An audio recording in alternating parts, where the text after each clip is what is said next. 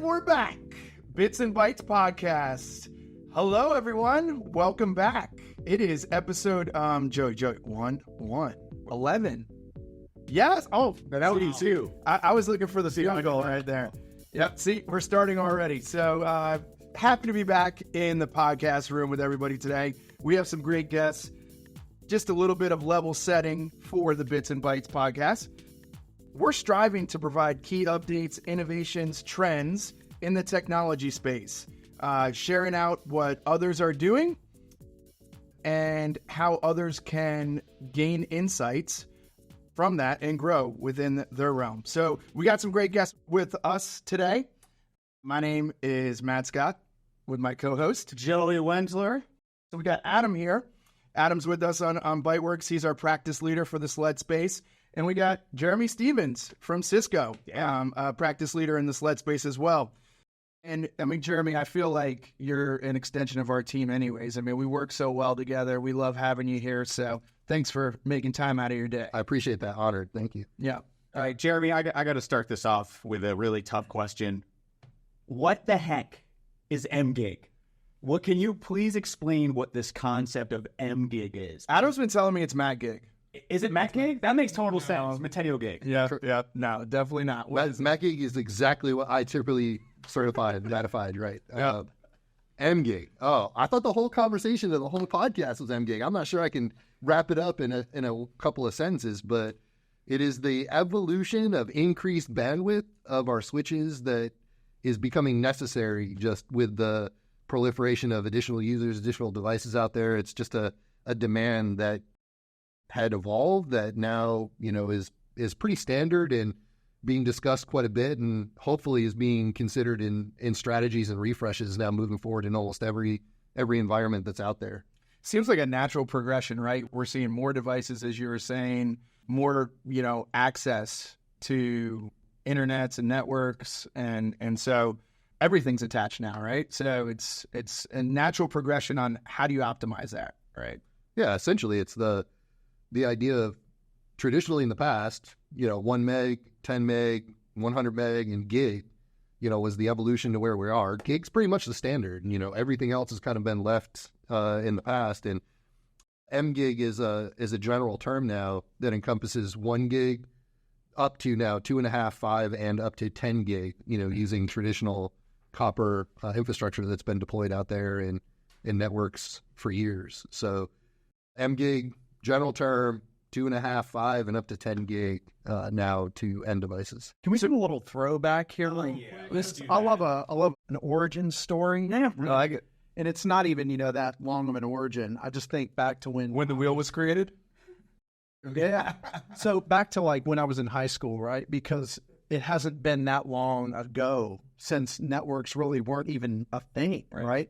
When I was in high school, our networks of our schools were largely lab environments. So we had a classroom with a network switch that connected all of the computers with which they were teaching me how to do Excel and PowerPoint and Word and some of these things on, right?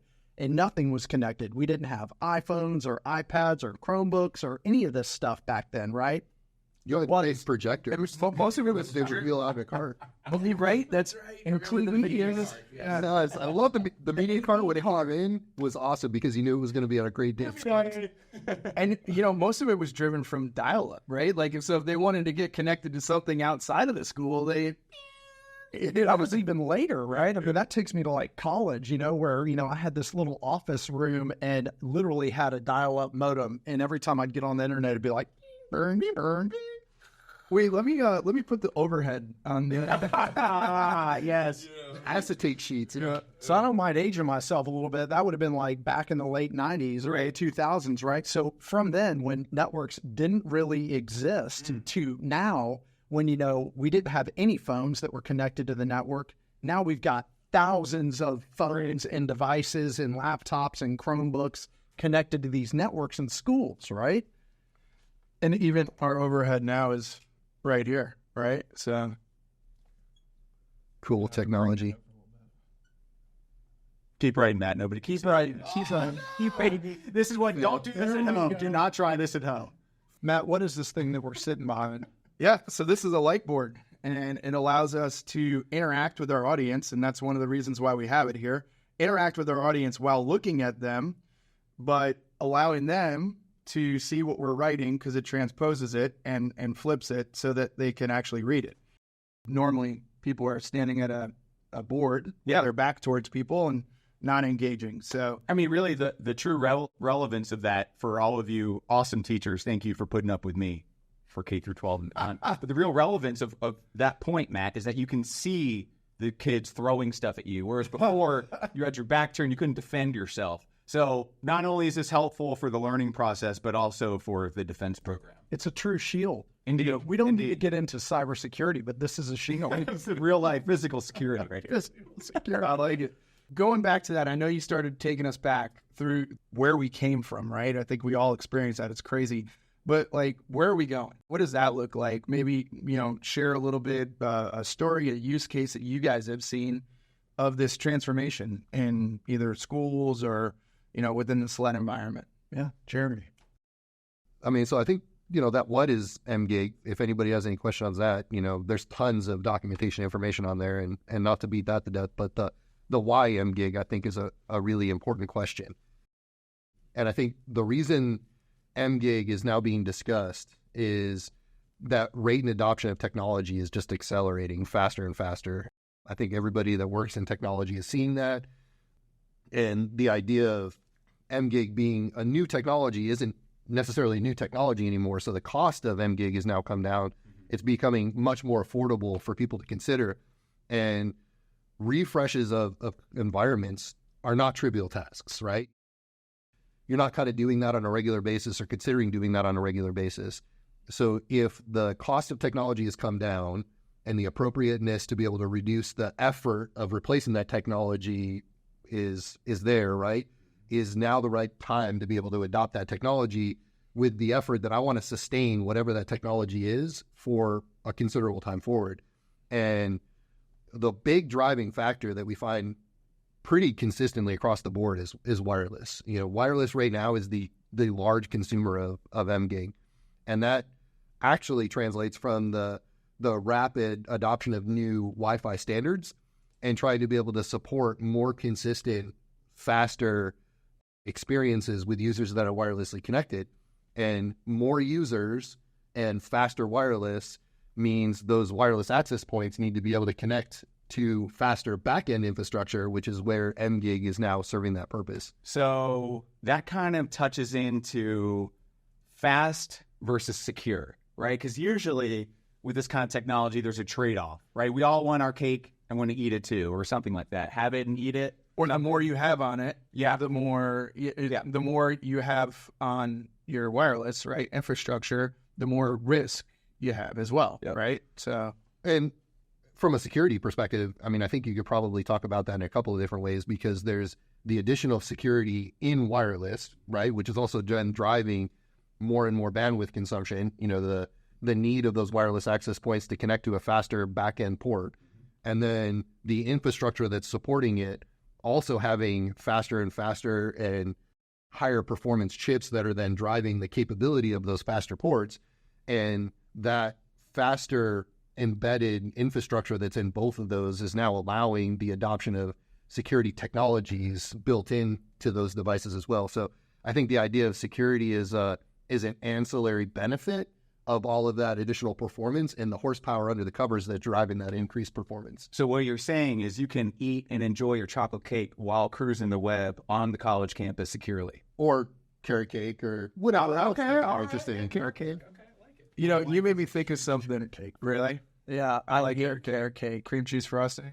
I mean, I love cream cheese frosting, but the carrot cake I could do without. So you made me think of something, Jeremy, and as people are weighing out when they upgrade their infrastructure, right? Because it's going to keep growing and growing and growing, right? Mm-hmm. At some point, and obviously everybody can't upgrade continuously, right? So when you do it, you want to upgrade with the thought process of not just for now, but for the future, right?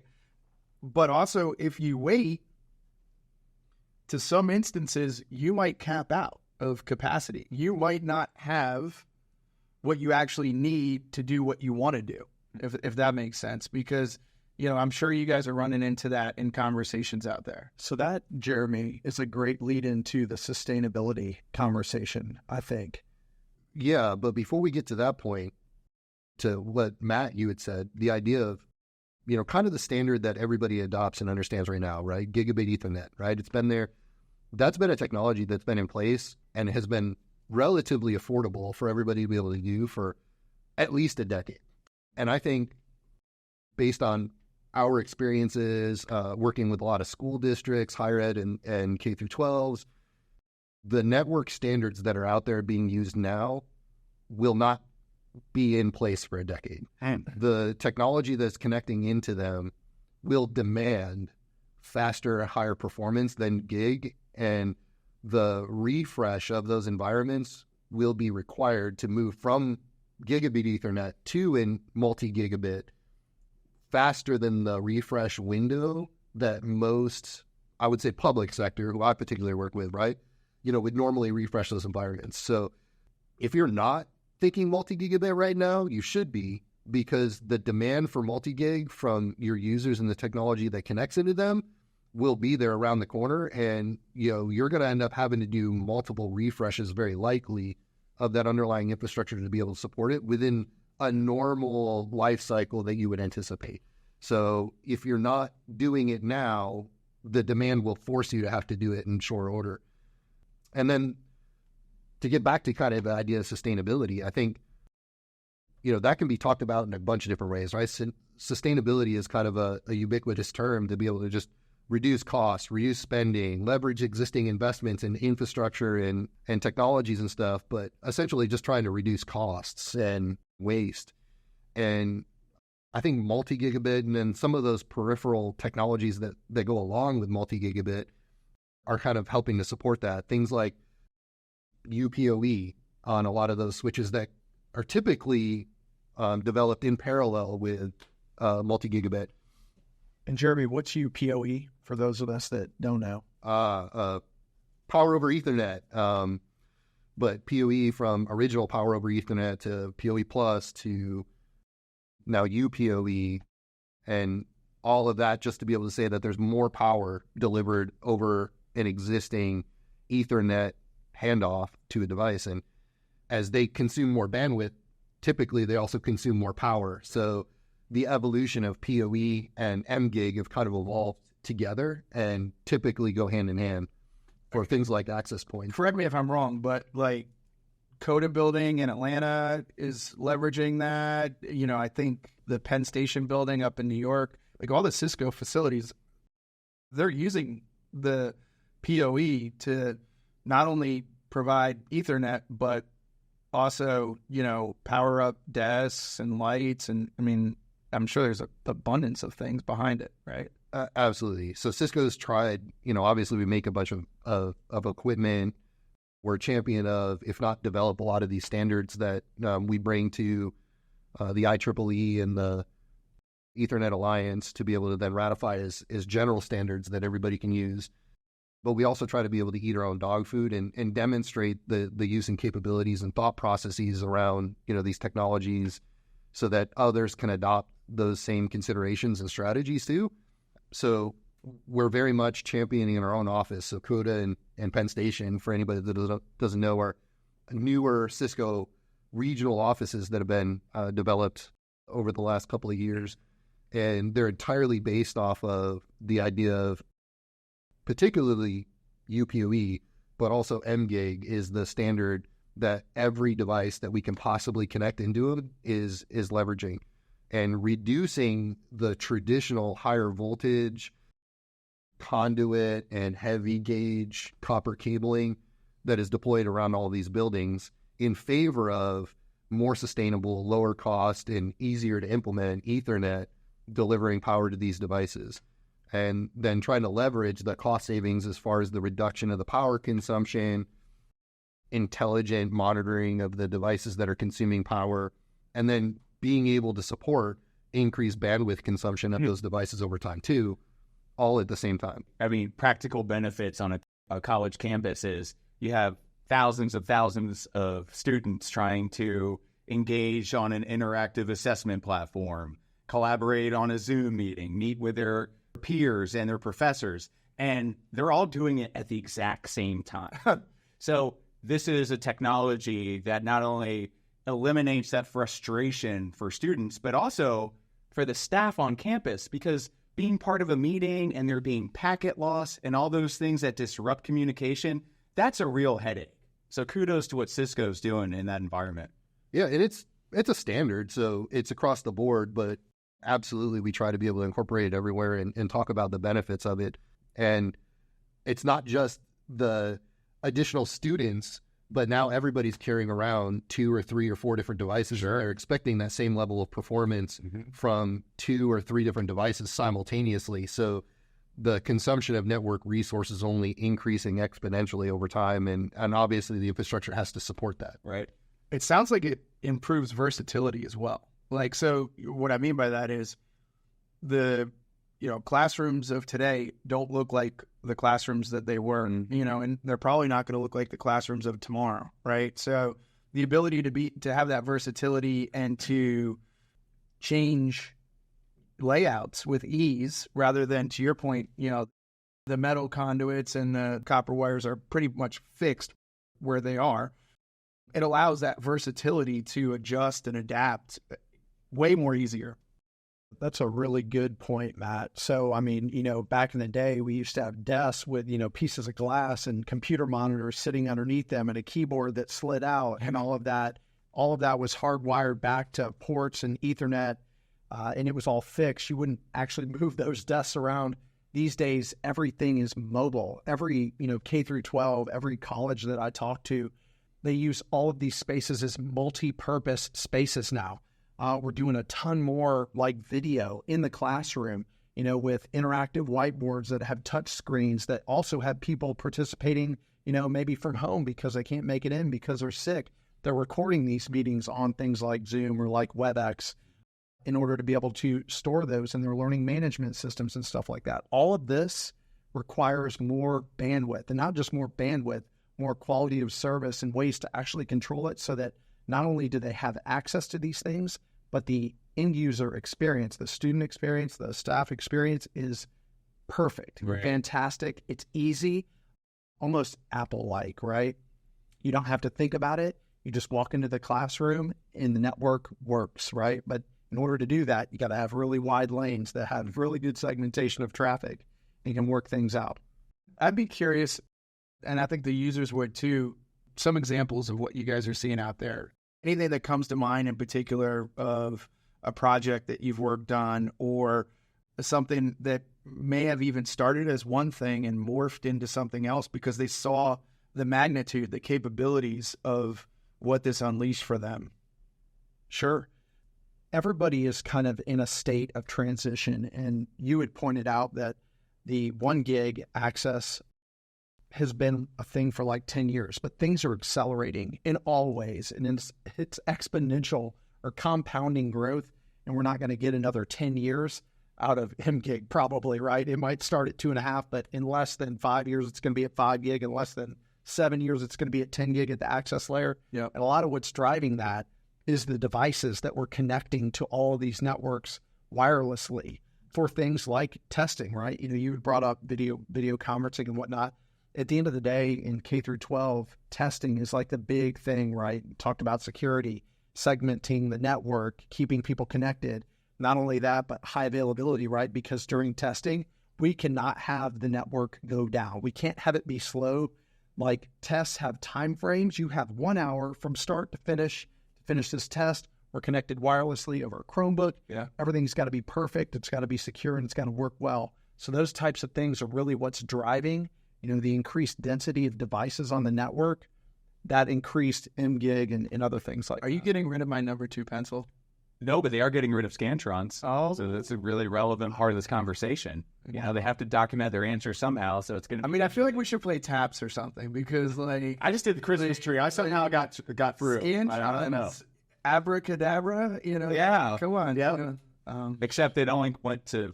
How did you get an R on the answer? I don't think our machines were calibrated properly because I never really did that great on the test, and I know it wasn't me because I knew the content. I knew the content. It's never him. It was definitely Never him. miscalibrated, kind of like getting pulled over. I'm like, when was the last time you got your laser gun calibrated? But that's not, by the way, that's not advice on how to handle that situation at all.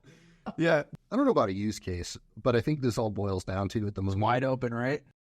MGIG, UPOE, those kind of synonymous kind of technologies that are going along with each other, all comes down to economics. And I think new technology is always expensive out of the gate.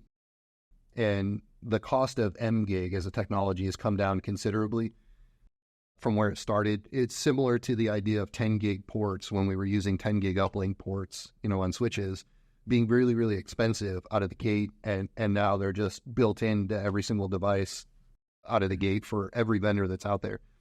MGIG is starting to become, that ubiquitous technology, and the idea of standard gigabit is kind of going away. But we haven't quite gotten to that threshold where it's just the norm. If you look at, refresh cycles in your environment and in large environments where you start talking about dozens, if not hundreds of switches, the cost to be able to go and the effort to be able to go and roll those out is not necessarily worth the reduced or duplicate work to not justify the slight premium of multi-gigabit right now as a technology, because I think that's where it is it's a slight premium to look at multi-gigabit over a traditional single 1 gig type switch. But if you look at a total cost of ownership over the life cycle of what these switches are going to be used in an environment, it's not worth that cost right now. It's worth looking at it, rolling it out, and knowing that you can sleep easy for the next 5-7 years potentially. And that's wishful thinking, because who knows what's going to happen in the next 5 to 7 years, even as people are able to leverage that increased bandwidth at the ports and develop the technologies to consume the bandwidth that's out there, as opposed to the bandwidth being able to support the existing technologies. And I'm glad you brought up the economy of it all, right? Because anytime we think about, switching refresh, like you meant, it's a giant investment. And in K through 12 specifically, that largely falls to E-rate, right? Which falls on a 5-year cycle. So generally, based upon free and reduced lunch and all of that, school districts will get a certain amount of money from the federal government. And they can then take and refresh schools all at once or over a 5-year period. So like we were talking about, it's a heavy lift for a lot of school districts to replace everything all at once. So they do it over time, right? And as you're doing that, this is a great time to be thinking about how you take advantage of MGIG and roll it into the economy of it, right? Which would be E-rate, so that you get all of this in a reduced cost because it's being subsidized. And even if you're not at a point where you're looking at or considering purchasing multi-gigabit, I would highly encourage anybody to understand what it is and to consider the multi-gigabit as part of a strategy moving forward. And I say that because maybe certain organizations are looking at refreshing wireless, before they're looking at actually the underlying switching infrastructure, where MGIG is a delivered service to the wireless. Almost everything can leverage previous technologies, single 1 gigabit Ethernet ports that are out there. So refresh your wireless now with the capability of eventually being able to leverage and use multi-gigabit in the future. So, but understanding what that is and developing it as part of the strategy. Buy the wireless now that has the multi-gigabit, with the idea that the wired switching infrastructure, would then follow, and then all that would then just improve the capabilities of the performance of the wireless when eventually it comes. But don't consider the idea that I don't have multi-gigabit now, right, from my switching environment and infrastructure. So I'm going to not buy a multi-gigabit capable wireless access point or video surveillance camera or something that's out there that's being deployed out there. Buy those, leverage them in a pseudo-degraded state to a certain degree that can only consume 1 gigabit. But when you refresh the wired infrastructure that now has gigabit, you're now, again, that you're economics, right. The sustainability of it, right? You've bought something that can use it when you install it in your infrastructure, and then you can deliver it to those devices.